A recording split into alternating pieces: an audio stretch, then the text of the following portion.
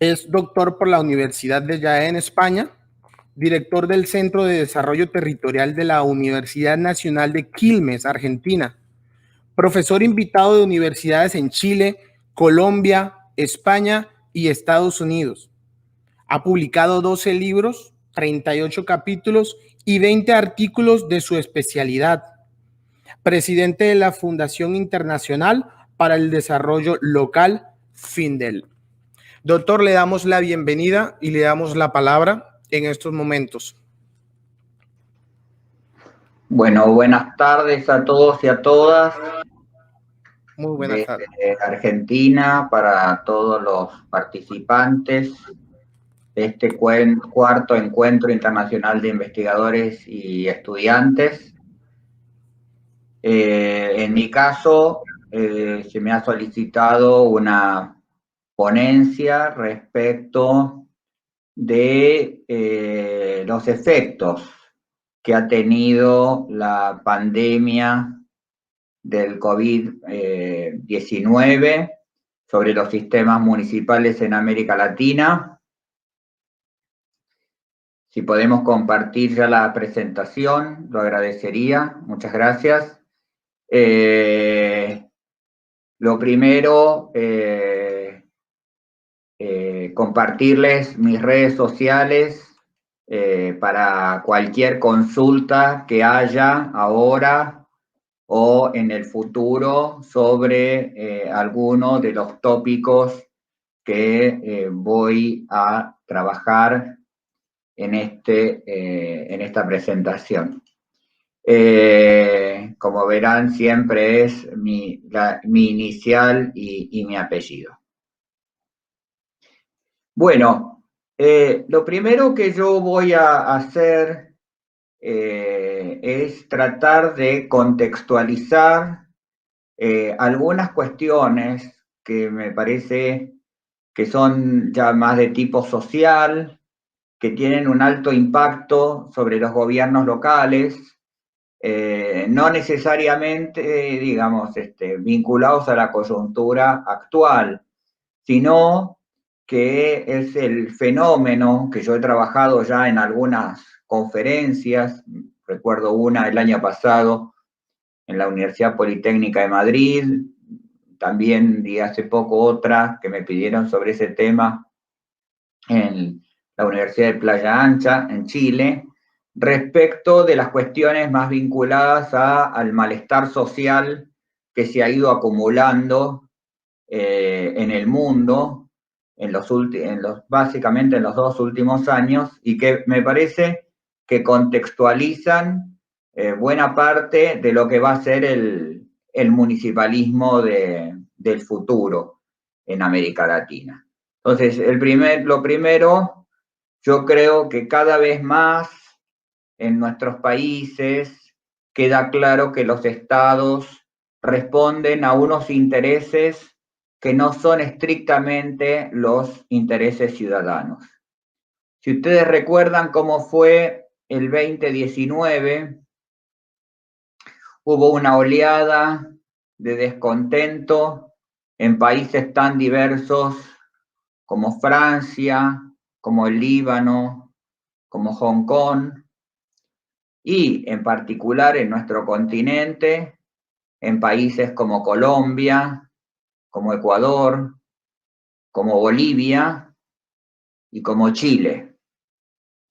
Ese descontento yo creo que se expresa justamente en que esta confianza de los ciudadanos en sus estados no se estaba verificando. Y por razones muy distintas. Piensen ustedes, desde el reclamo en Francia por el aumento del combustible, en el caso de Hong Kong por las libertades vinculadas a la expresión, en el caso de Colombia, de Líbano, por un pequeño incremento, una pequeña tasa a la conexión de la telefonía celular. En el caso chileno, caso que bien conozco por dirigir una fundación como Findel, que tiene una de sus sedes en Chile, donde apenas 6 centavos de dólar era el incremento en el boleto del metro, y sin embargo puso en jaque todo el sistema político chileno desde entonces para aquí. Entonces, el segundo tema, muy vinculado a este, es que buena parte de la clase política ha perdido conexión con la realidad. Y cuando hablamos de la realidad, estamos hablando con la realidad de los ciudadanos. Cada vez más los problemas que tiene la clase política, y cuando digo clase, lo verán ahí en letra itálica, porque cada vez más la política tiene los comportamientos de una clase cerrada, de una clase a la que se ingresa por la vía básicamente por la vía nepótica, influye mucho en los comportamientos que tiene el Estado. Los problemas de la clase política, nada tienen que ver con los problemas de los ciudadanos. Y yo tengo la impresión de que en los últimos meses esto se ha agravado con el contexto del COVID-19. Y esto tiene que ver básicamente con el desconocimiento de la clase política de las prácticas de las personas. De las personas, cada país lo llama de una forma distinta. Por ejemplo, aquí en mi país se dicen las personas de a pie. Tienen unos problemas que en general, digamos, no tienen nada que ver con las personas reales, con las personas de carne y hueso. Y esto tiene que ver fuertemente con los crecientes niveles de pobreza que se están dando en nuestro continente. Hay un tercer punto que tiene el Estado y la clase política, que son las grandes dificultades que tiene la clase política. Quieren ustedes usar la idea de dirigencia, las dificultades para leer las demandas expresadas en las redes sociales. Hoy las redes sociales tienen una importancia sustancial en nuestra sociedad como forma, por supuesto que la demanda ciudadana es mucho más amplia y no siempre se expresa en las redes sociales. Pero sí hay que atender porque una parte de esas demandas sí se canalizan y no se equivoca mucho. Inclusive uno pudiera decir que leer adecuadamente las redes sociales permite tener una buena semblanza de lo que es la opinión de los ciudadanos, más allá que algunas de las redes, y la preferida por la política sigue siendo Twitter, que es una red de alto nivel de politización, cosa que no resulta común al conjunto de la sociedad. Pero en cualquier caso, es un buen termómetro de lo que ocurre en la sociedad, leer adecuadamente las redes sociales. Un quinto elemento es las grandes dificultades que existen actualmente para crear nuevas empatías. Cada vez más, si yo le preguntara a los ciudadanos por la popularidad de algunos dirigentes de la política, veríamos las grandes dificultades que tienen los dirigentes políticos para crear esas empatías, para crear esa movilización que en el pasado era bastante más frecuente. Y esto se da en todos los niveles, en el nivel nacional, en los niveles intermedios o, como vamos a ver, en el nivel local. En cualquier caso, ahí hay una fractura que, más allá de la fractura que vemos en muchas oportunidades entre distintos bandos políticos, lo hemos visto, por ejemplo, en lo que ha sido las elecciones de los Estados Unidos, Más allá de esa diferencia entre facciones partidarias, lo que vemos es una grieta aún mayor entre lo que es los ciudadanos y el Estado y su dirigencia. Y yo creo que estos fenómenos que se venían acumulando desde 2019 tienen que ver con el fin de la paciencia con la clase política nacional, principalmente. Yo creo, es verdad que América Latina tuvo una primera década del siglo de gran crecimiento económico. Ese gran crecimiento económico, sin embargo, no se manifestó como una mejora sustancial de las condiciones de vida de las personas y sobre todo esas condiciones, quisiera resaltar, no transformaron la estructura económica de nuestros países. Esto es, los buenos precios del petróleo, del cobre, de la soya o de cualquiera de los productos de exportación de América Latina durante la primera década de siglo no se reflejó en una transformación de las estructuras económicas de los países latinoamericanos. Solamente en que hubo más recursos para los estados.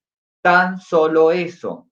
Pero ninguno de los países aprovechó esa coyuntura tan extraordinaria que tuvimos para transformar las bases del modelo productivo de cada uno de estos países.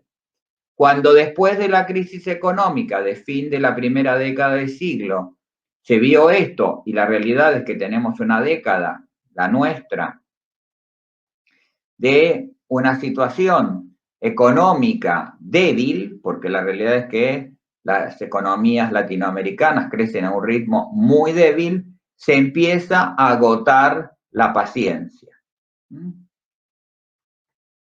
Un segundo grupo de notas de nuestro tiempo tienen que ver con algunas conductas de algunos actores, y creo que primero los medios de comunicación exacerban el insustancial reality político. Aquí hay una doble contribución, que es, nosotros tendemos a ver el debate político como si fuera un reality de la televisión. No estamos discutiendo muchas veces las cuestiones más estructurales de qué tipo de políticas públicas se necesitan para la transformación de nuestros países, para la disminución de la pobreza, para el mejoramiento de la educación, del empleo, para la asociación con el mundo moderno, sino que nos quedamos en general prisioneros de un debate totalmente insustancial por cuestiones absolutamente mínimas, y los medios de comunicación justamente reproducen tal cual por el interés que pudiera tener una disputa dentro de una casa de Gran Hermano o de cualquiera de los realities, esa disputa, pero en vez de en una casa encerrada, en el Congreso de la República. Entonces, los medios poco contribuyen a un debate serio. El segundo es la aparición de nuevas modalidades de información, que expresan que los medios de comunicación tradicionales, los grandes periódicos de las capitales, las cadenas noticiarias también de las grandes ciudades de los países, van perdiendo muchos de sus espectadores, o los diarios de sus lectores, porque aparecen nuevas modalidades de información. Y esto incluye la expansión de las fake news como una nueva forma de comunicación. En las redes sociales todos somos productores, todos somos consumidores, pero todos también somos potencialmente productores de información. Y esto cambia la dinámica de la comunicación. Y bueno, yo creo que aquí hay una cierta devaluación de los medios de comunicación en los últimos años. También yo debo destacar cuál es el papel de los que hacemos las cosas como soy yo, que es el papel de los intelectuales, que solemos estar asfixiados por las reglas del financiamiento científico y de la acreditación académica, agencias que están permanentemente evaluando nuestro desempeño, cosa que a mí me parece muy bien, pero la contraparte de eso es cierta asfixia que imposibilita ayudar a comprender mejor cuáles son las trayectorias que van adquiriendo los estados en estas etapas de grandes transformaciones. Si yo miro mucha de la producción académica latinoamericana, está muy encerrada en particularismos, por un lado, en pequeños trabajos sobre situaciones absolutamente irrelevantes, sin ofrecerle un nuevo paradigma de desarrollo a América Latina.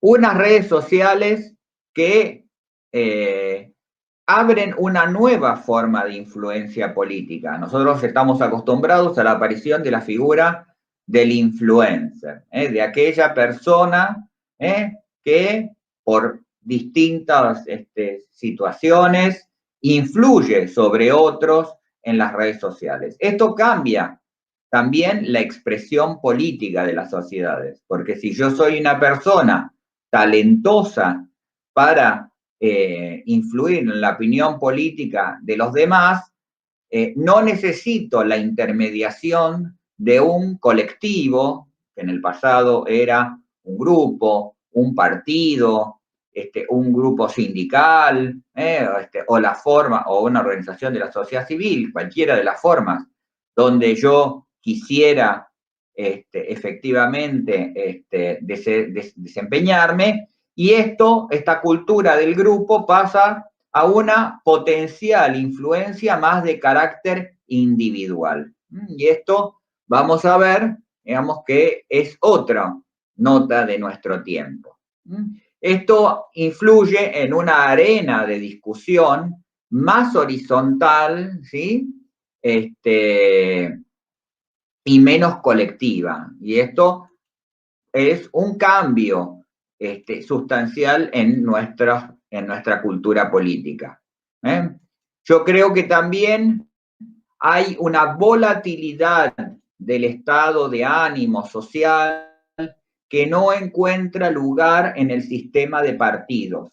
Esto abre en nuestro tiempo la situación, digo, más allá de las reglas que tienen cada uno de los partidos de los países respecto de su sistema político, sistemas más estructurados alrededor del sistema de partidos, como puede ser el Uruguay, o puede ser el caso históricamente el chileno, hoy bastante erosionado, digamos, pero bueno, el sistema de partidos tiene una trayectoria absolutamente fundamental en la participación, a la emergencia de personas que a partir de determinados elementos reconstruyen las reglas de la política.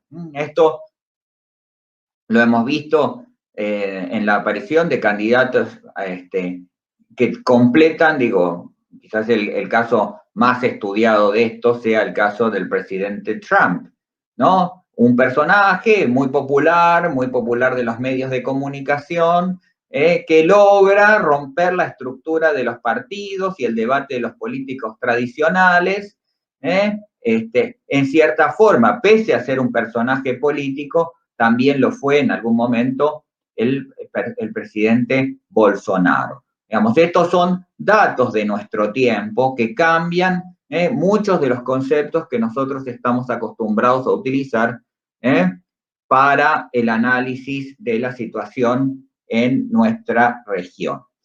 También tenemos que hablar de el acortamiento del tiempo de los procesos. Esto muy vinculado a algo que señalaba antes, que es la cuestión de la pérdida, ¿sí?, de la paciencia por parte de los ciudadanos. Los procesos son muy cortos. Ya no está el hándicap de decir, bueno, hay una tolerancia con las autoridades políticas, de tanto tiempo porque ganaron las elecciones. No, la realidad es que se exige una inmediatez que ni las instituciones ni muchas veces los liderazgos no están en condiciones de responder a la velocidad que implican estos tiempos. Y yo creo que hay, y con esto voy a terminar, el marco interpretativo sobre el cual voy a sostener mi ponencia, dos elementos que yo creo que pesan mucho en el malestar social. Y cada uno de ustedes, provenientes de distintos países, lo leerá en clave diferencial en cada uno de sus países, que son el privilegio, esto es la idea de que hay unas personas que por cuestiones totalmente circunstanciales tienen un conjunto de privilegios que el común de los ciudadanos no tenemos. Lo escuchaba, por ejemplo, ayer en la televisión. Aquí en la Argentina se han perdido 3 millones de puestos de trabajo y, por ejemplo, los legisladores siguen cobrando, pese a que han sesionado por sesiones virtuales, sesiones remotas, siguieron cobrando un adicional por desarraigo, o sea, por vivir fuera de sus territorios. O sea, ahí hay una cuestión de privilegio. Las personas sienten que no todos los mismos estamos sometidos a las mismas reglas, a la misma vara, y eso genera mucho descontento en nuestro mundo contemporáneo. Y el segundo elemento que yo creo que explica ese malestar que se extiende en todas las sociedades es la conciencia del futuro peor. Esto es, nosotros nos acostumbramos a que nuestros abuelos tenían un estándar de vida con el desarrollo más potente o menos potente de acuerdo a los países, pero el desarrollo de los sistemas del estado del bienestar. Los padres estaban en mejor situación y los hijos iban a estar aún en una situación mejor. Nosotros hoy no podemos garantizar que nuestros hijos van a vivir un mundo, una situación mejor de la que estamos viviendo nosotros hoy. Y esto es profundamente desmotivante y yo creo que privilegio y conciencia de un futuro peor están en el centro de la arena de discusión en nuestro tiempo. Con esto cierro la primera parte del marco interpretativo. Claro, sobre esto llegó la pandemia. De acuerdo a los países, entre el 1 y el 30 de marzo de 2020, nos encerraron a todos, más o menos, de acuerdo a los países, pero básicamente a todos nos encerraron ante no saber cómo iba a ser esta pandemia, nos encerraron en nuestras casas. Nos dijeron, trabajen desde su casa los que pueden trabajar, los que no puedan trabajar, el Estado los asistirá de alguna forma, más completa o más incompleta, pero en cualquier caso, lo que ha pasado es que la pandemia ha desnudado lo que es América Latina. Aquí ya las palabras del discurso ya no podían suplantar a lo que es la realidad. Y si ustedes se fijan, 3 de los 10 países con más contagios de COVID-19 son los países latinoamericanos. También lo mismo, 5 de los 10 países con más de 1 millón de habitantes, porque obviamente hay países muy pequeños, siempre, por ejemplo, Andorra, o San Marino encabezan, por estar enclavados, ser ciudades enclavadas en los territorios de otros países, pero tener mucho menos de 1 millón de habitantes. 5 de los 10 países con más de 1 millón de habitantes son latinoamericanos, países que tienen más muertos por millón de habitantes.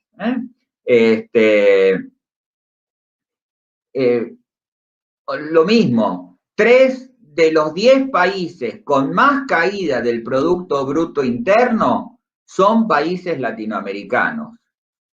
Al final de este ciclo, se supone que 1 de cada 5 empresas, sean comercios, sean industrias de América Latina, no abrirán nuevamente. El Producto Bruto de América Latina habrá caído este año menos 9%. Esto, sin embargo, representa el doble de la caída del Producto Bruto de nivel global. Por último, la pobreza habrá aumentado en promedio para todos los países 4.4% del total. Por ejemplo, en mi país, que ya ha crecido, la última medición trimestral ya habla de 5 puntos de incremento de la pobreza. Argentina tenía una pobreza a fin del año pasado. Argentina es un país particularmente castigado por el COVID, aunque también con una recesión económica del 2018. Tenemos un nivel de pobreza del 35% en Argentina y la medición realizada durante el COVID ya marca 40.2. Y lecturas conservadoras hablan que en esta próxima medición, que aparecerá en los primeros días de enero, volverá a incrementarse por mucho más que este 5% adicional. En cualquier caso, América Latina ha quedado desnudada en muchas de las cuestiones que vamos a revisar ahora desde una mirada municipal. Una parte para el tema del sistema municipal. Lo primero, es muy complejo hablar en conjunto de un sistema municipal latinoamericano. Primero, porque lo integran más de 14.000 gobiernos locales. Países desde que tienen unos pocos cientos hasta países que tienen más de 7.000 gobiernos locales. Tenemos regímenes y niveles diferenciales muy distintos. Tenemos 4 países federales, el resto países unitarios, con distintas formas y también con niveles diferenciales. Tenemos países con 2 niveles de gobierno, como los países habitualmente centroamericanos, 3 niveles de gobierno, como es más común en el sur, en Sudamérica, y algunas excepciones de hasta 4 niveles de gobierno, con más. Entonces, ya aquí, más allá de que algunos, como el caso chileno, tienen los niveles, aunque las autoridades no son en su totalidad electas por el pueblo. En cualquier caso, cuando uno habla del municipio en América Latina y en general del sistema local en América Latina, tiene que hacer estas excepciones. Excepciones que además tengo que mirarlas a la luz de una gran heterogeneidad. Por un lado, en materia competencial. Ahora lo vamos a revisar para mirar un poco cómo va a ser el futuro del municipio en América Latina. Pero tenemos países, por ejemplo, con altos niveles de descentralización educativa o sanitaria, y otros países, por el contrario, que tienen estructuras más de tipo centralizada. Tenemos grandes diferencias en materia electoral. Tenemos desde países que no tienen reelección de sus autoridades locales hasta otros países que tienen reelección indefinida. Aquí en la Argentina, para que ustedes dimensionen, tenemos un alcalde que ha sido electo 9 veces, con lo cual completará, cuando complete sus 9 mandatos, habrá estado 36 años al frente de su gobierno local. Tenemos grandes asimetrías territoriales. El municipio más grande de América Latina tiene 51.000 kilómetros cuadrados. Es más grande que algunos de los países centroamericanos. Por el contrario, aquí en la Argentina en particular, tenemos un gobierno local que apenas tiene la superficie de 5 viviendas. 5 viviendas agrupadas, constituyen un tipo de gobierno local, aquí se llama comuna, en esa provincia argentina, pero en cualquier caso tiene una autoridad electa para esas 5 viviendas y también tiene sus órganos.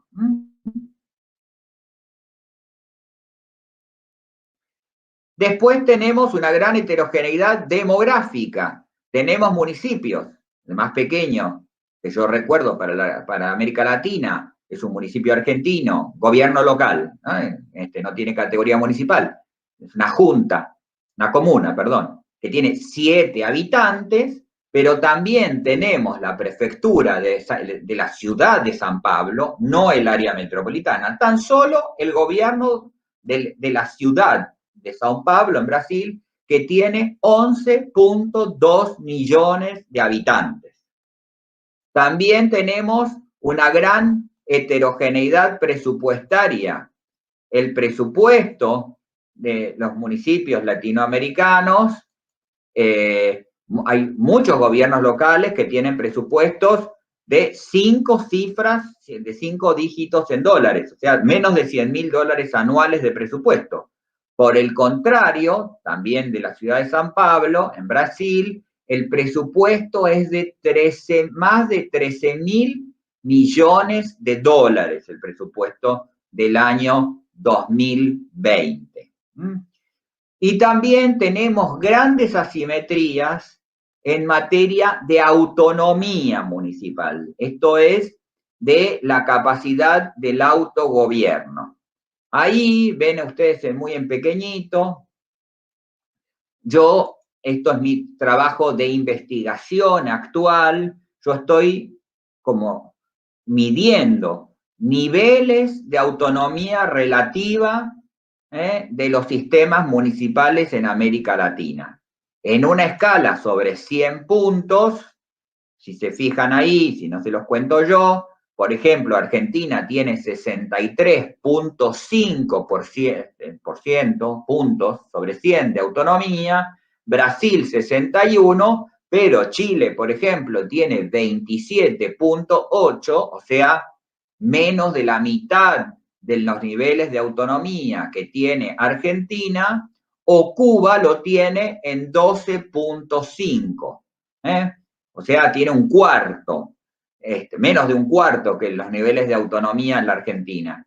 En el caso de Uruguay, ahí figura una medición respecto de las estructuras departamentales. Esto es una aclaración porque en el caso uruguayo es muy difícil medir el nivel municipal, que ustedes saben que es un nivel creado por ley, pero que no tiene rango constitucional, y sus autoridades, si bien son electas por el pueblo, no tienen un presupuesto, los municipios uruguayos, o sea, están sometidos a la dependencia de las intendencias departamentales. En cualquier caso, no es por qué puntaje le asignamos, pero yo quiero mostrar con esto la gran asimetría entre los distintos sistemas de gobierno local.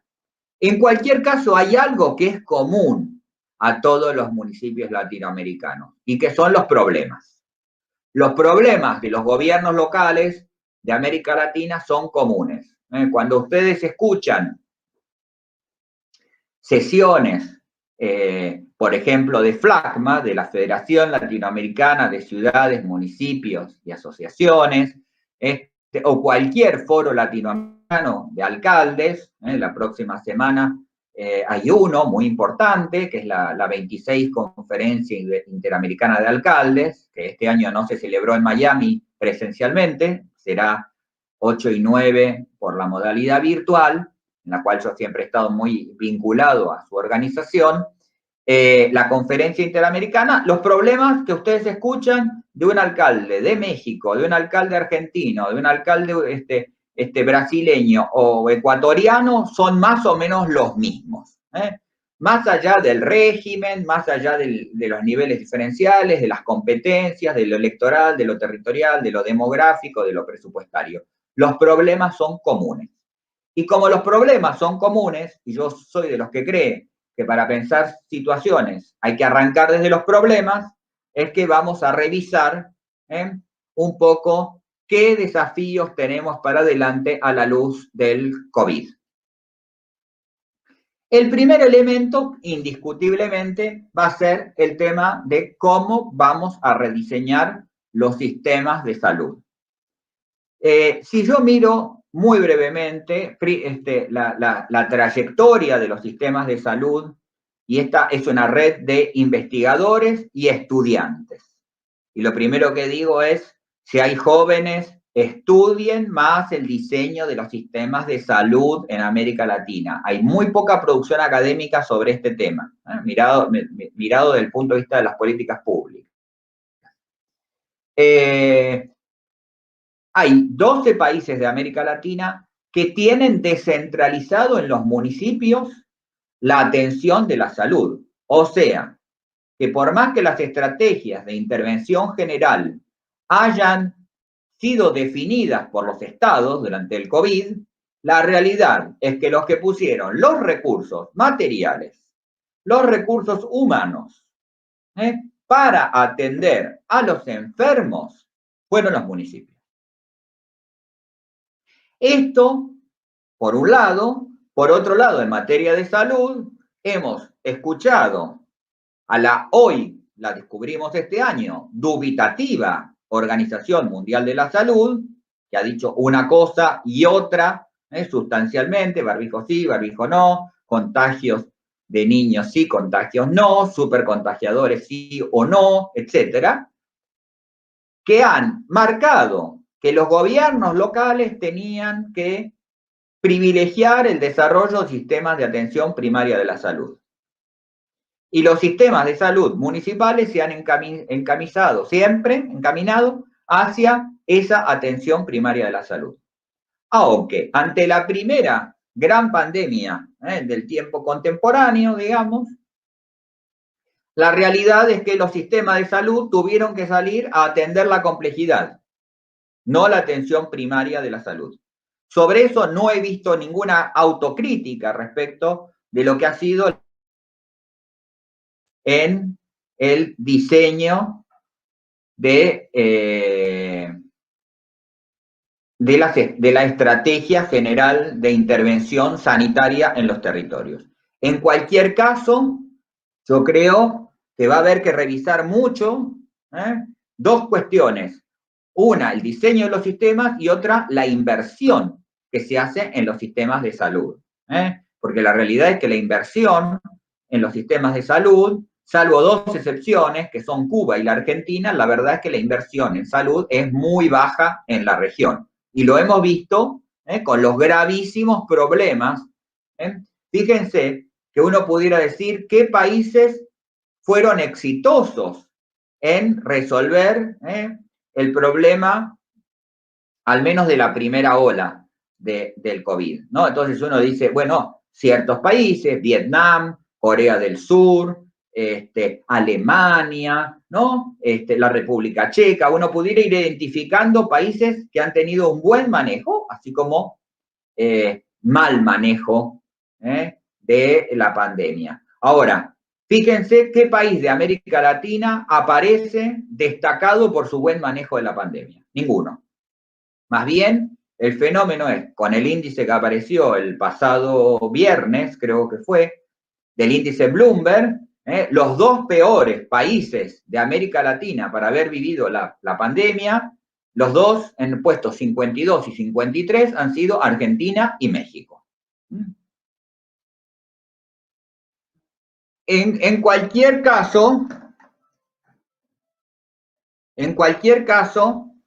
tenemos también que ver, y estrechamente vinculado al tema del rediseño del sistema de salud, a la fragilidad social que queda en el continente a partir de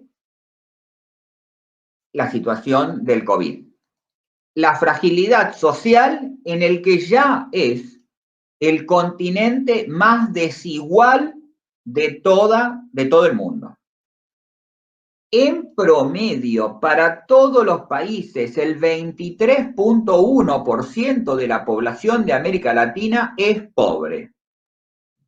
Más allá de las grandes asimetrías que hay también entre países. Entonces, ya sobre el continente más desigual, vamos a ver crecer los niveles de pobreza a unos niveles que nunca supusimos que íbamos a regresar. Y esto es interesante porque muchas veces se hacía hincapié en los últimos años en los ODS y en la localización de los ODS y ver cómo se iba a avanzar, ¿no? en la situación de mejoramiento. Y se había avanzado y se destacaba que América Latina en la primera década del siglo había avanzado, ¿sí?, en la reducción de la pobreza. Bueno, todo eso que redujimos lo acabamos de haber aumentado en estos 7 meses de pandemia, ¿no? Y entonces estamos ante un problema severo en América Latina. ¿Por qué? Como vamos a ver, va a tener un impacto sobre otros temas. El tercer elemento es el impacto sobre la educación. En 11 países de los 21 países clásicos que se estudian la situación en América Latina, en 11 países la educación está descentralizada en los municipios. En 21 países hasta hoy, hasta el día de hoy, 21 países las escuelas siguen cerradas. En 10 países hay algún tipo de apertura y en solamente un país las escuelas se han mantenido abiertas durante toda la pandemia. La pregunta es, primero, ¿qué va a pasar con estos niños que han perdido? ¿Sí? Porque muchas veces se dice un poco livianamente, se les ha dado clase por Zoom, ¿no? La pregunta es, ¿cómo van a ser esos niños que habrán atravesado una etapa, ¿sí?, de educación digital, pero sin la robustez de una educación virtual completa? Digamos, ha sido un paliativo, pero no una estructuración de un sistema basado en la educación formal. Después, la pregunta, y sobre todo en un continente con los niveles de pobreza que tenemos en América Latina, es ¿cuántos de esos niños no van a volver nunca más a la escuela? Niños y obviamente y adolescentes, ¿no? Gente que no va a volver a la escuela. Tercero, para los municipios es muy importante este paso. ¿Por qué? Porque la educación digital ha abierto mucho la brecha entre los sistemas educativos de las escuelas de población más acomodada, que son hogares con personas de mayor nivel educativo, que tienen acceso casi ilimitado a la conectividad digital. Respecto de la gente humilde, de la gente pobre, que no se ha repetido esto. Veo aquí un comentario sobre México, ustedes habrán visto en esa taquería, digamos, que el dueño había puesto en caja, en la cajuela de su camión, digamos, había puesto un ordenador, una mesa para que los niños pudieran tomar clase, ¿no? Esa imagen se repitió, perdón si trato de pensar los términos en mexicano, pero ser universal. En la Argentina hubiera dicho en la caja del pick-up, ¿no? En cualquier caso, esta imagen, ¿no?, de tratar de brindarle a esos niños que no tienen la conectividad como para haber atravesado la situación digital. Y queda claro que los municipios van a tener en mucho que responsabilizarse de esto. Cuarto, el estancamiento económico. Dijimos, no solamente estancamiento, sino la pérdida de puestos de trabajo. La pandemia golpeó a los sectores más débiles, porque en un continente de mucho trabajo informal, a los que primero afectó, ¿sí?, y los hundió absolutamente en la pobreza, es a la gente de la economía informal. Después ha afectado a las empresas más pequeñas y más débiles, a los comercios más débiles, a las industrias más débiles, ¿sí? Más allá de las acciones de crédito fiscal o situaciones así que han desarrollado los estados, en cualquier caso vamos a tener, sí, seguramente la recuperación económica será rápida en unos porcentajes, porque de economías cerradas al 100% durante las etapas de cuarentena más dura, cuando uno abre, habrá alguna recuperación. Pero en cualquier caso, ninguna economía latinoamericana habrá perdido menos de 4 puntos de su tamaño respecto de la situación del 2019, e insisto con algo, venimos en América Latina con una década de economía débil. El problema que vamos a tener que trabajar, que es la calidad del empleo. Hemos visto esta situación, ha desnudado justamente lo que decíamos, los niveles de informalidad. Uno de los países menos afectados por la situación ha sido el Uruguay, donde el 75% de la población está formalizada. Pero fíjense ustedes que aún en la economía más formalizada, 1 de cada 4 uruguayos tienen un trabajo informal. En la Argentina es superior al 50%, por ejemplo, la informalidad. O sea que me pone en situación ante un problema de calidad de empleo. Vinculado a todo esto, viene la fragilidad fiscal y sobre todo para los municipios por el tipo de ingresos que tienen los municipios. En América Latina los municipios tienen una especialización en, primero, las tasas por los servicios, que es el precio que pagan los habitantes de una ciudad por la prestación de los servicios, de la recolección de los residuos o por la provisión del agua potable o por lo que fuera.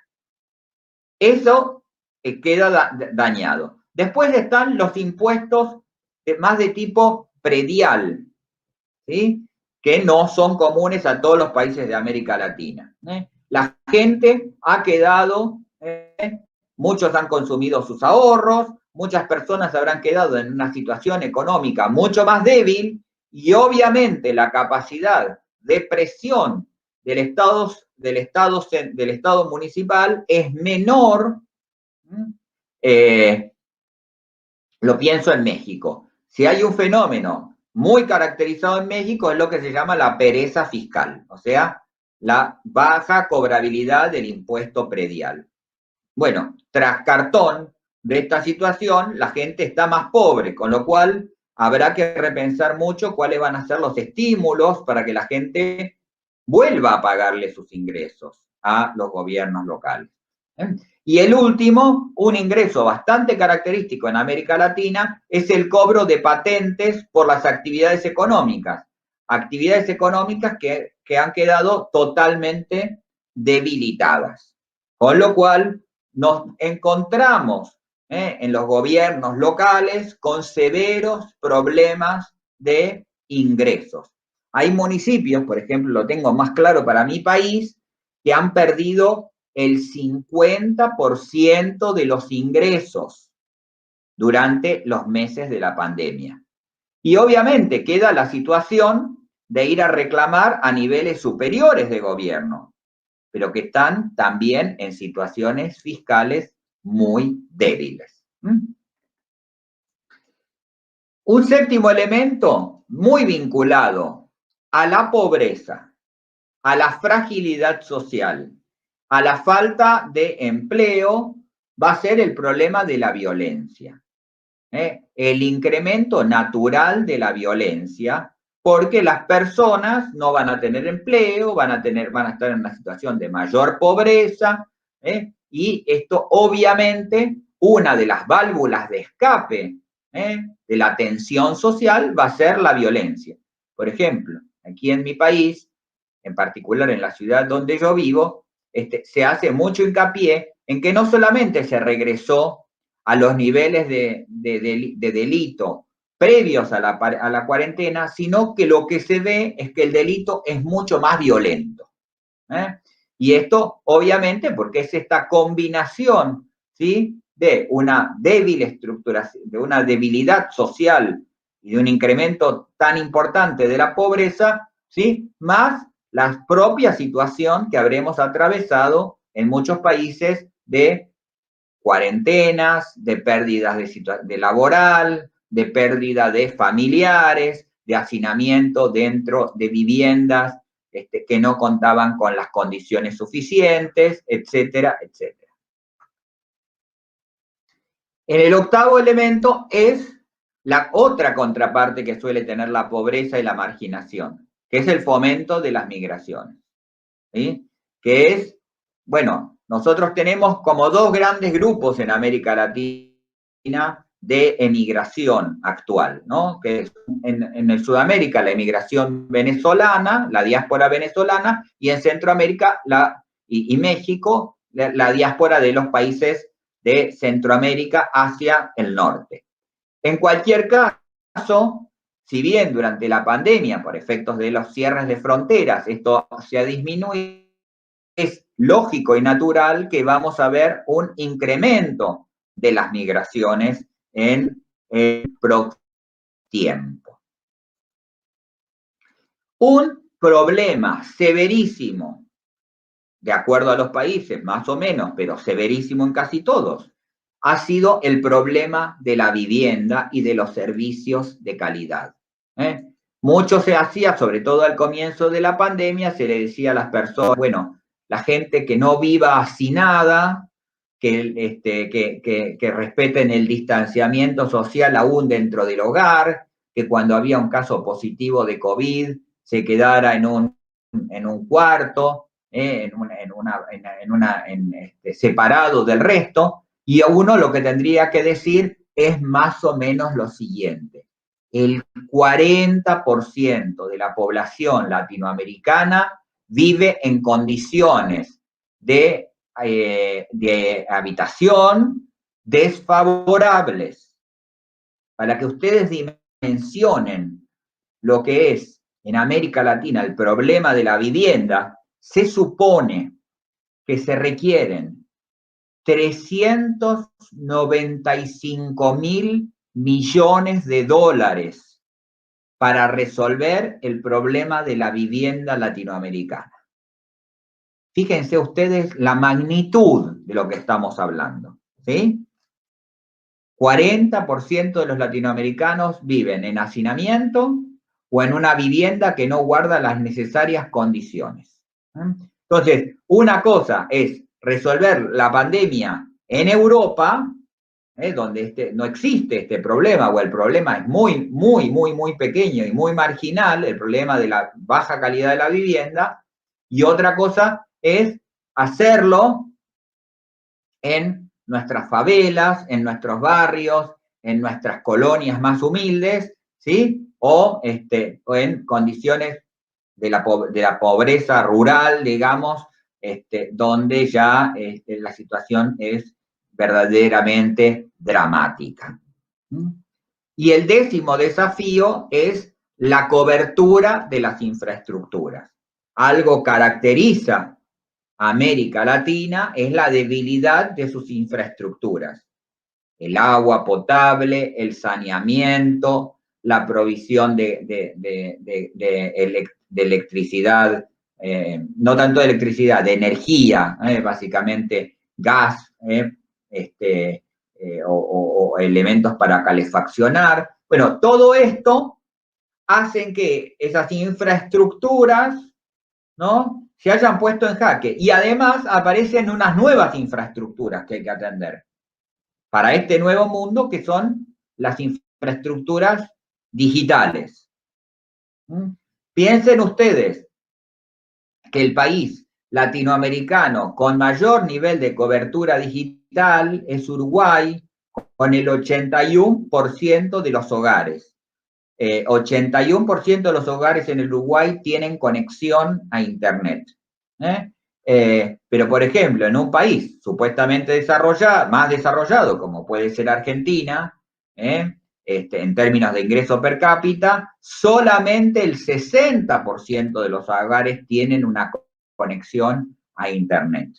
Y para los gobiernos locales, un tema que siempre han dejado, lo han abandonado, era una responsabilidad de otro nivel de gobierno, han tenido que, van a tener que pensar a ocupar estrategias más vinculadas a la agenda digital. Después hay un conjunto de problemas que nos vamos a tener que ocupar. Primero, el incremento de la inequidad territorial. Si algo ha hecho esta pandemia es, en los territorios más estructurados, de mayores ingresos, de población más educada, con mayor acceso a las herramientas digitales, ¿sí?, ha podido, mayor acceso a la salud, cualquiera de los accesos. Para esta población ha sido fácil. Sigue generando valor desde su computador, desde su ordenador, sigue generando valor ahí, está en un ambiente sano, ha seguido manteniendo su estructura de ingresos, aunque no ha tenido que desplazarse. Si se tiene que desplazar temporalmente a su empleo, lo hace en su propio carro. Digo, esto no ha cambiado mucho.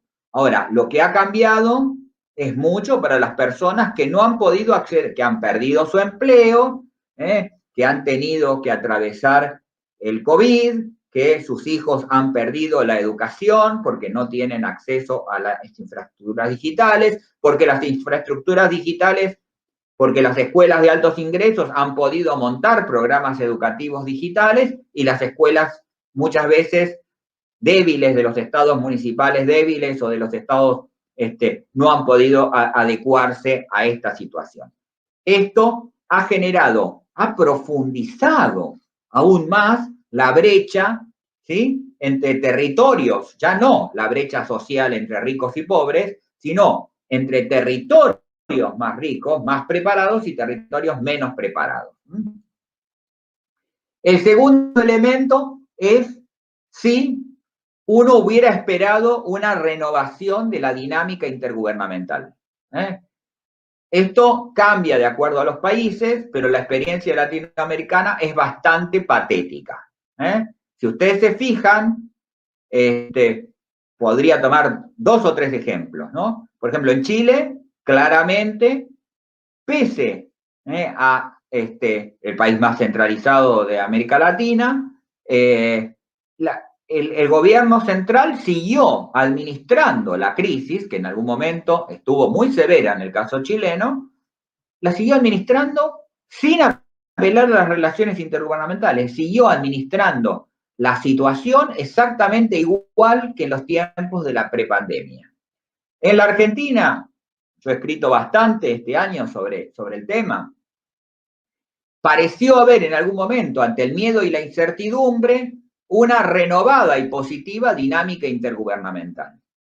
Hasta el mes de septiembre, cuando en el mes de septiembre ya se tenía en claro cómo funcionaba la pandemia, y esto no significa haberla resuelto, sino se entendió cómo funcionaba, la coordinación intergubernamental se rompió. El clivaje opositor-oficialismo le ganó a la dinámica intergubernamental. Y esto lo expliqué el otro día en una conferencia que di ahí en un panel en el CLAD. Entonces, la realidad es que uno hubiera supuesto aprovechar mejor la oportunidad, pero en cualquier caso pareciera que ha costado mucho. Veo que hay gente de México, qué decirlo, el desorden de todos los primeros días, y lo mismo en Brasil, la contradicción entre las políticas de los estados y la política del Estado central, digamos, ¿no? Y aún en otros países hemos visto esta contradicción, ¿no? El caso de los Estados Unidos, si ustedes lo quieren, como por el peso que tiene en los estudios en el mundo. Una cuestión que tenemos que revisar a futuro también es un problema que atraviesa el sistema municipal de América Latina, que es el problema de la recentralización. Este tópico, yo también he escrito bastante sobre esto. Yo no sé, no estoy viendo de todos los países que tenemos gente conectada, pero de acuerdo a los países es distinto el peso de la recentralización. En el caso mexicano, colombiano, venezolano, la recentralización es más profunda, en otros países es un poco menor.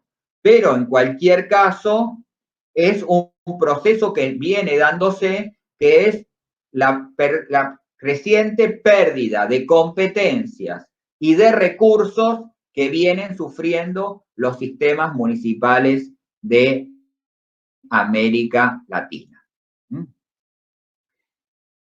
Yo creo que también la crisis lo que ha hecho es poner blanco sobre negro el problema de la visibilidad del problema metropolitano.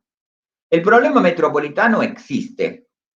Lo que no existen son herramientas de los estados para intervenir en las áreas metropolitanas. Hay algunos países que han hecho más hincapié en el rediseño por la vía.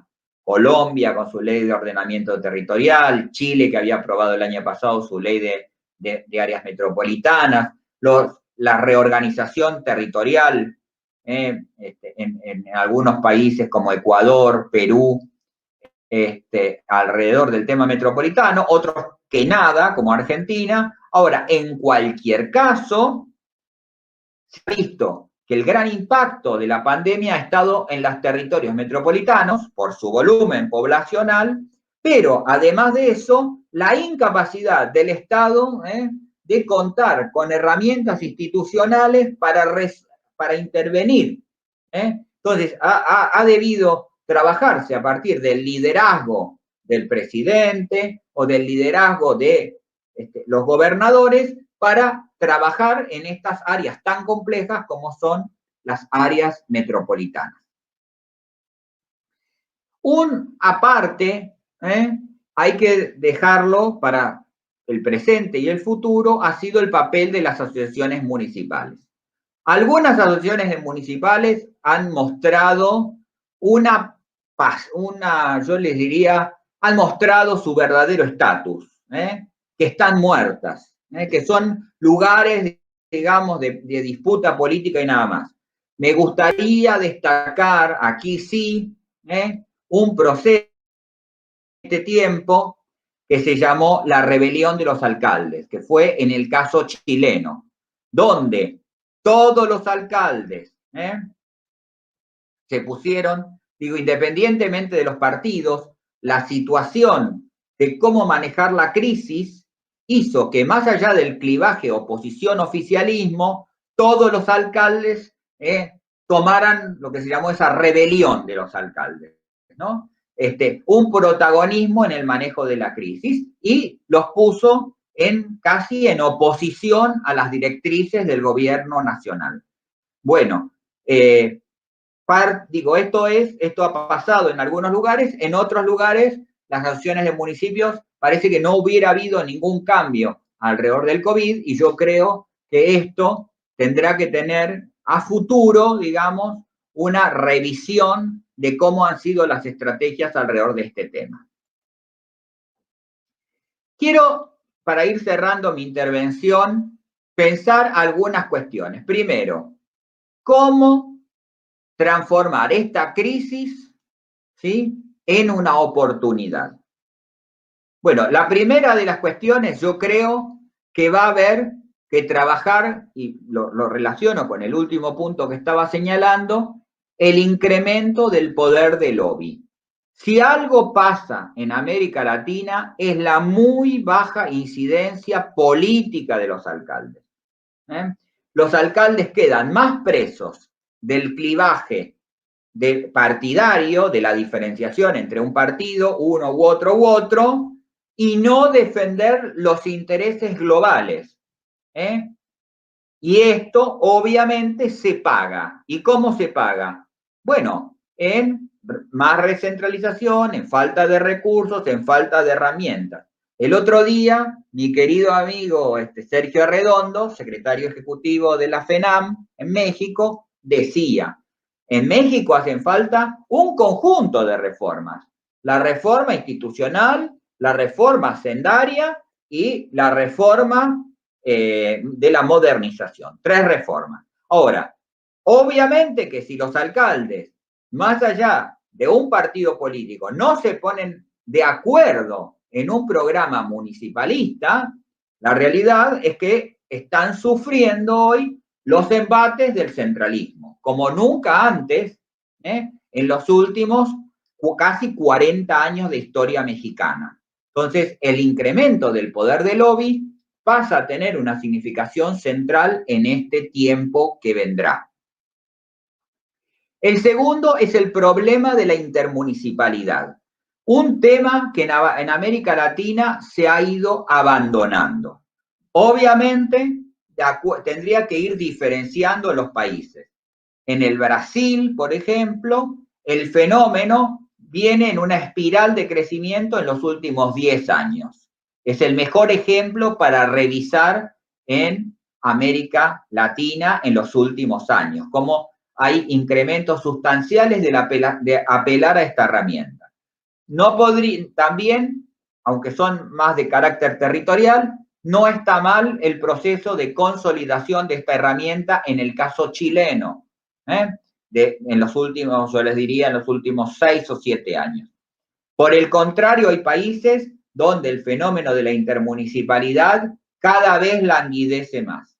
Argentina, el caso mexicano, donde cada vez se va deshilachando cada vez más este arreglo, cuando vemos que la mayor parte de los problemas que tienen los municipios son problemas que más que atenderlos desde la escala municipal, habría que pensarlas desde una escala intermunicipal y más considerando que, como decíamos antes, hay más de 14.000 gobiernos locales en el continente.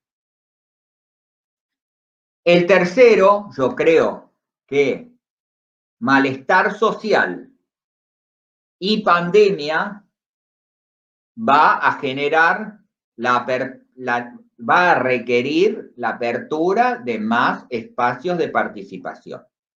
Y no lo digo por un preciosismo intelectual, lo digo desde la cruda política.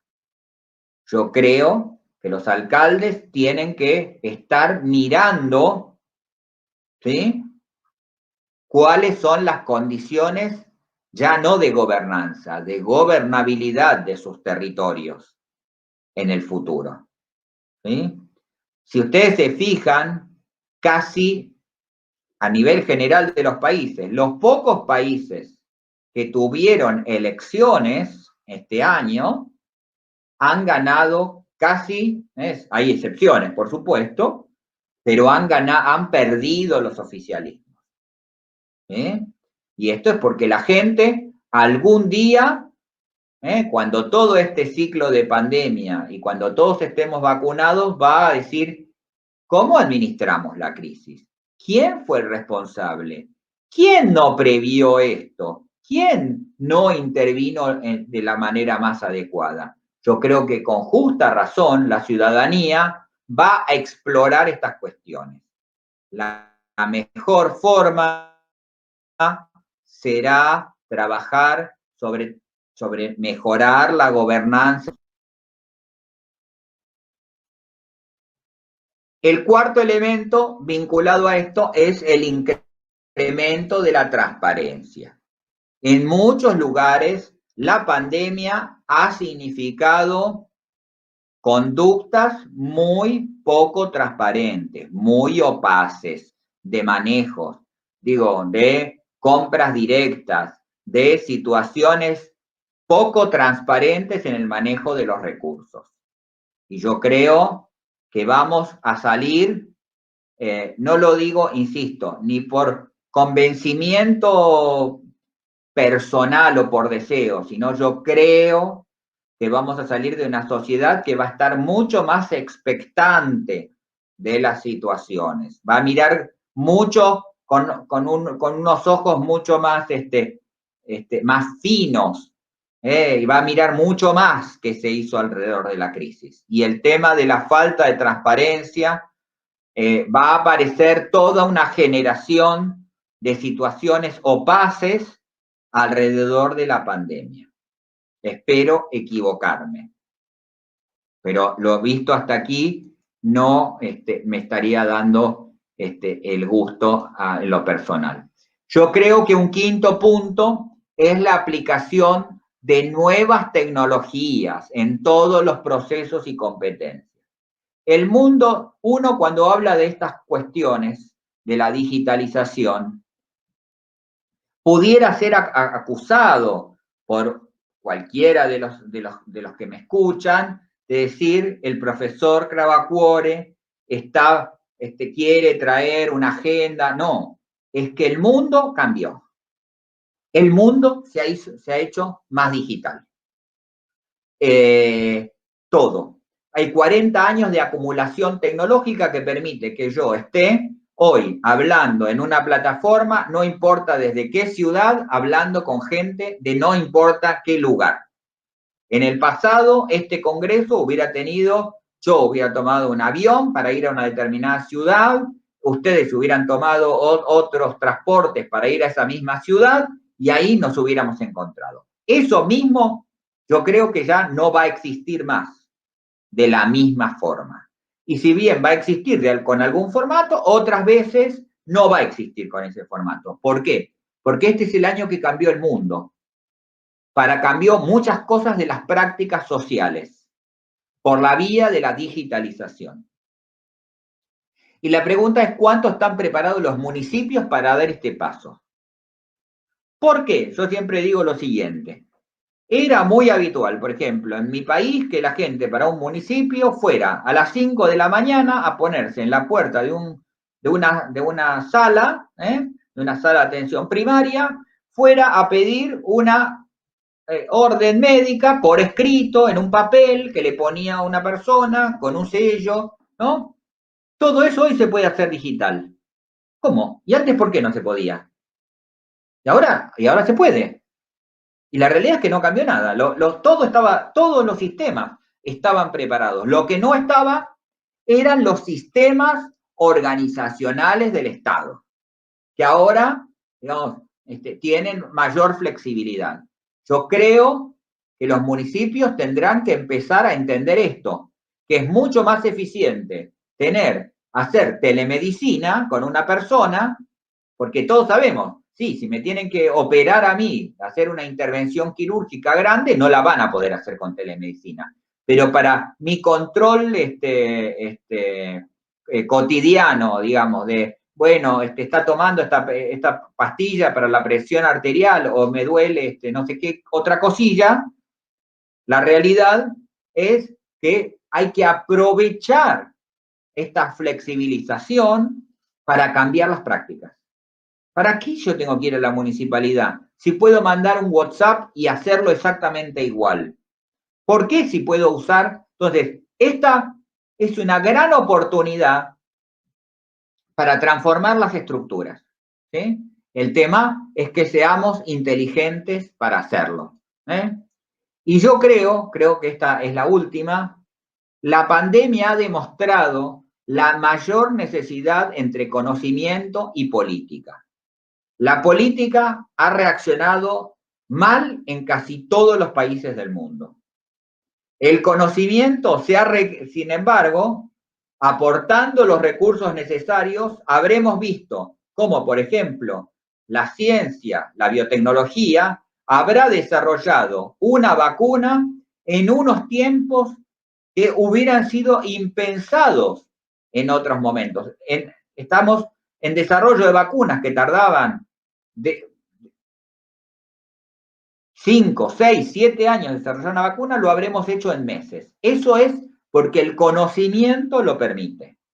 Y así en muchos órdenes de la vida.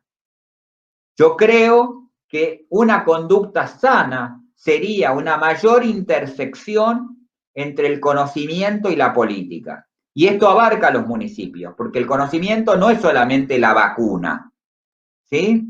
Es la vacuna y son los sistemas de administración y son los sistemas tecnológicos informáticos y son los sistemas educativos. O sea, hay una gran acumulación de conocimiento científico y técnico, pero que la política siempre ha sido resistente a incorporarlo dentro de su habitual comodidad. Yo creo que estamos en una oportunidad histórica de cambiar esta dinámica. Sin más, vuelvo nuevamente a poner mis redes sociales para cualquier consulta y quedo a disposición para cualquier consulta que quieran realizarme.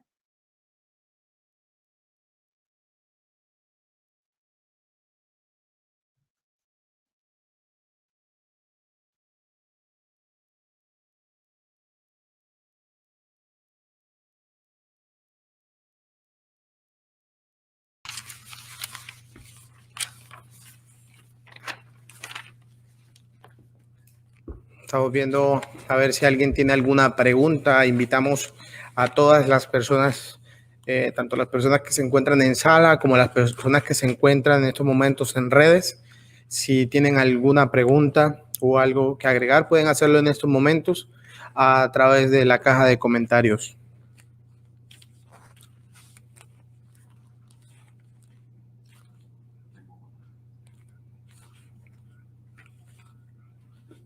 Ok, el doctor Lisandro Alvarado va a hacer una intervención, tiene una pregunta que hacerle. Doctor Daniel, buenas tardes, me da gusto saludarlo desde la ciudad de Cartagena de Indias, Colombia.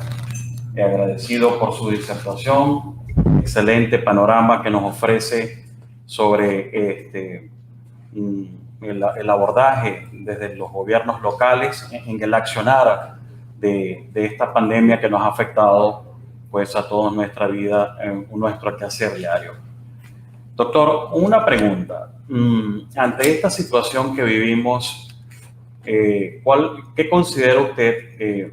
¿Cuál sería el accionar desde el punto de vista de política, de estrategias, de las instituciones de educación superior, de las ONG y de este tipo de organizaciones en América Latina para poder mitigar algunos efectos en lo político, en lo social, en lo económico para el año 2021?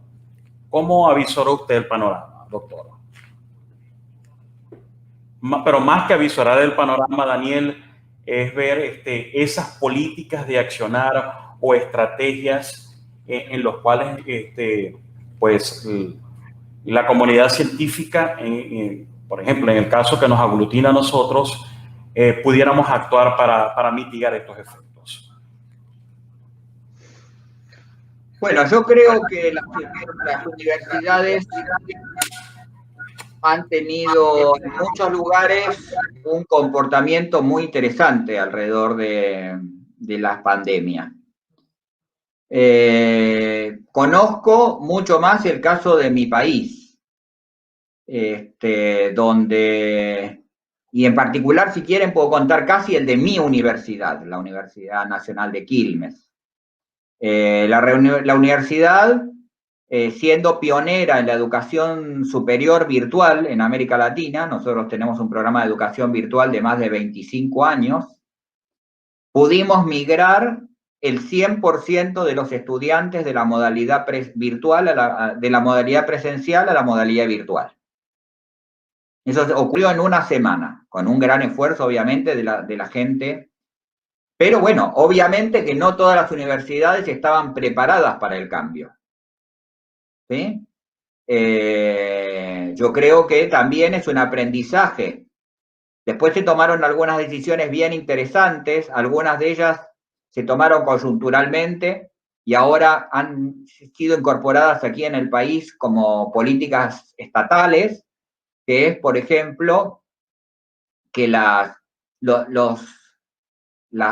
datos que se consumen en la conexión a las escuelas por internet telefónico, digamos, que consume el plan de datos del móvil, digamos, eso, cuando es a una dirección .edu, eso no tiene cargo, digamos, y eso es una forma, Entonces yo creo que las universidades marcharemos a un gran cambio también a partir de la pandemia. Yo creo que nuestras instituciones se van a transformar en instituciones bimodales, donde las personas van a cursar unas cosas presenciales y otras cosas las van a cursar virtuales. Yo creo que ha habido mucho compromiso. Mi universidad, por ejemplo, se transformó en un centro, está en una barriada pobre del área metropolitana de Buenos Aires. La universidad se transformó en un centro de aislamiento. Lo que eran las aulas donde yo daba clase se transformaron en el lugar donde aparecieron camas para las personas que tenían síntomas leves del COVID, pero que no requerían ir a un hospital, pero que tampoco podían vivir en las viviendas tan humildes donde vivían con un alto nivel de hacinamiento. Entonces hay primero hay un compromiso educativo de las universidades, después ha habido un compromiso más de tipo social, si usted quiere, de la universidad. El colegio secundario de la Universidad de Quilmes, por ejemplo, se transformó en un centro de producción de alimentos para toda una barriada, digamos, para la complementación alimentaria, pero también la ciencia. La Universidad de Quilmes, junto con otras universidades, desarrollaron test rápidos de identificación de COVID, que son los que se utilizan en la Argentina, una alianza entre universidades, o para el municipio de Quilmes, que es donde está mi universidad, el centro de identificación de los PCR, digamos, la validación de los PCR se hacían en los laboratorios que hasta un tiempo atrás estaban dedicados a la investigación científica, y todo realizado por los estudiantes. Yo creo que también las universidades tenemos que aprender del efecto de la pandemia.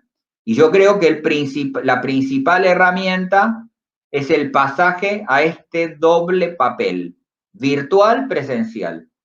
Ya no volveremos a las clases como las teníamos, mucho menos en universidades muy grandes, estas aulas con 200, 300. Yo recuerdo haber dado una conferencia en México con 1.500 alumnos en la Universidad Autónoma de Nueva León. Bueno, eso no va a volver a pasar nunca más, yo creo, digamos, por más que estemos todos vacunados, digamos, ¿no? Y está bien que así ocurra, porque no siempre, digo, hay que quedarse, yo creo que hay que ir hacia la educación bimodal, donde lo presencial sea de mayor calidad, lo virtual tenga otra dinámica, y vinculado a los gobiernos locales no me queda más que decir una cosa. Siempre la relación, cuando yo planteo lo del conocimiento y la política, para los gobiernos locales indiscutiblemente el primer paso es unir las fuerzas de la universidad con las del gobierno local y obviamente el gobierno local con la universidad más cercana. Nada malo puede salir de ese vínculo.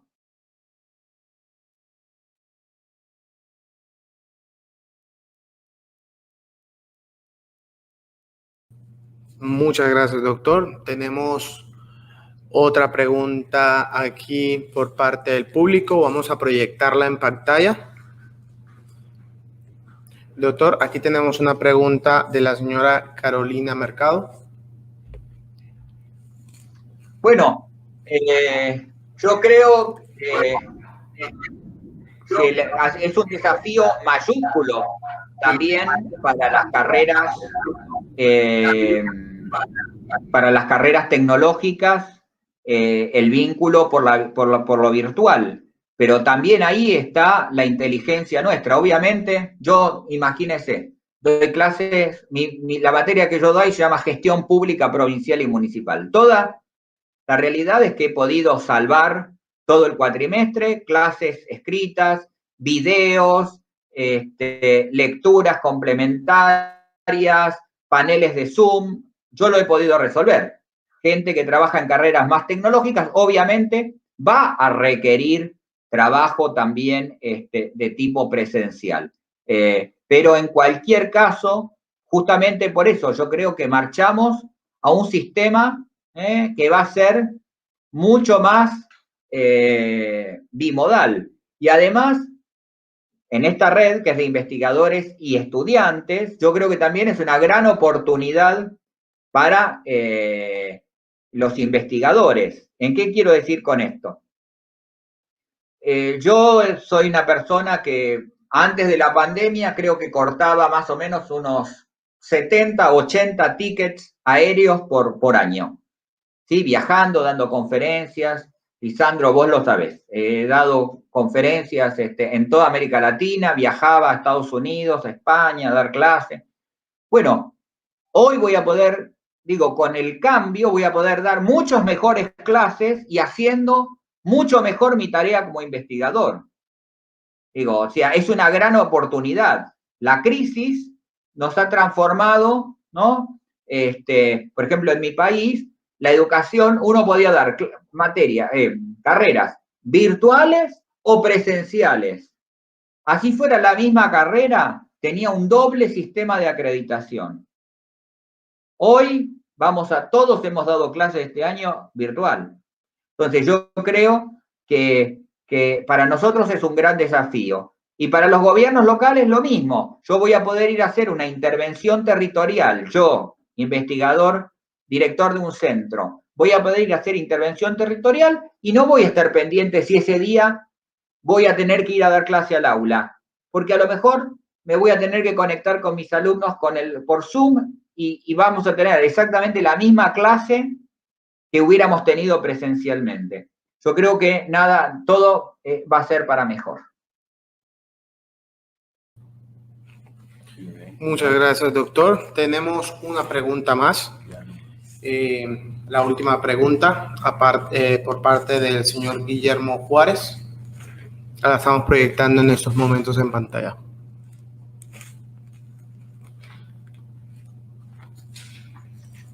Bueno, Guillermo, gracias. Una ciudad muy querida para mí. Allí de allí es mi familia, así que para mí es un gusto tener ahí clases desde Salta. Yo creo que el primer tema es la identificación del problema metropolitano.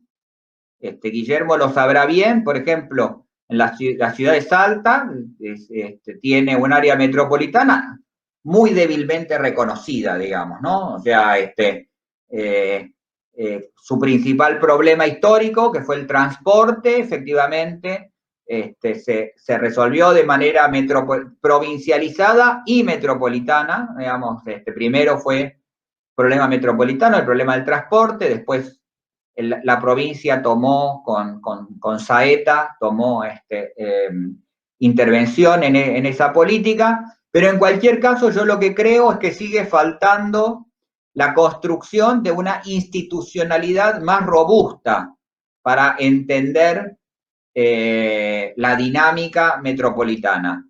Yo creo que se avanzó mucho, no en el caso de Salta en particular, sino que hayamos tenido, y él lo sabrá bien por los medios de comunicación, 6 o 7 meses discutiendo el tema de lo metropolitano en Buenos Aires, la reunión entre el presidente, el gobernador y el jefe de gobierno de la ciudad, y si la estrategia era, digo, esto yo creo que ha sido positivo para el reconocimiento del problema metropolitano.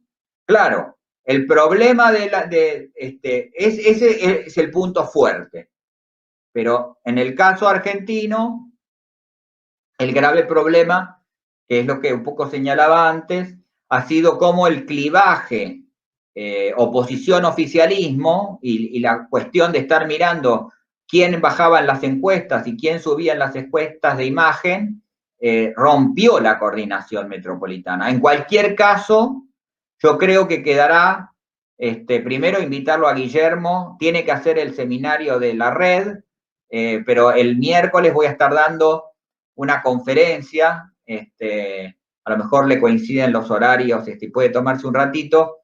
En Flaxo voy a estar dando una conferencia sobre qué aprendimos y qué no aprendimos en la región metropolitana de Buenos Aires, y yo creo que una de las principales cuestiones es entender que un municipio adentro de un área metropolitana no tiene que tener una política propia, tiene que trabajar desde la perspectiva metropolitana con los otros municipios. Hasta que eso no ocurra, no se van a poder resolver muchos de los problemas que tienen nuestras grandes ciudades.